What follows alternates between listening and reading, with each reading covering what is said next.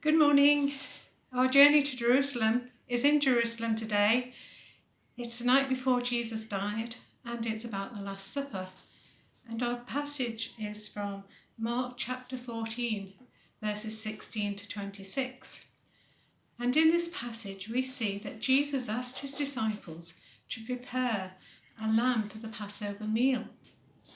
Now the aim of the Passover meal was to remind the children of Israel that it was God who had liberated them from slavery in Egypt, and subsequently God had led them into the promised land.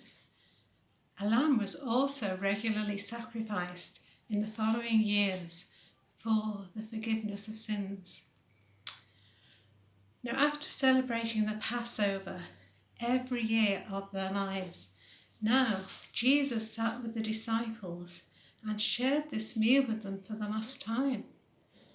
During this meal, we see that Jesus identified Judas as the man who would betray him to the chief priests.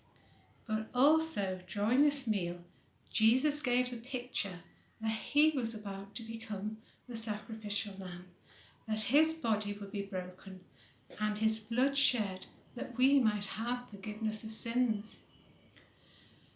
The disciples were still unaware that the very next day Jesus would be the Lamb of God who died on the cross to take away the sins of the world. And not only that, but to bring us into a new covenant with him. So during this last meal together, Jesus institutes a new remembrance, a remembrance of him. As he broke the bread and shared it around, he said, "Take, eat. This is my body broken for you." And he took the cup of wine and said, "This is my blood of the new covenant, which is poured out for many." And now, 2,000 years later, all over the world, Christians remember at our various communion services what Jesus did for us on the cross. For he made the way for us to be liberated from our sinful life and give us a restored relationship with God. So my thought for today is that I'm so thankful that I don't have to sacrifice a lamb for my sins to be forgiven. What I have to do is to thank Jesus for dying on the cross for me and to forgive me for all the wrong things that I have done, of which there are many.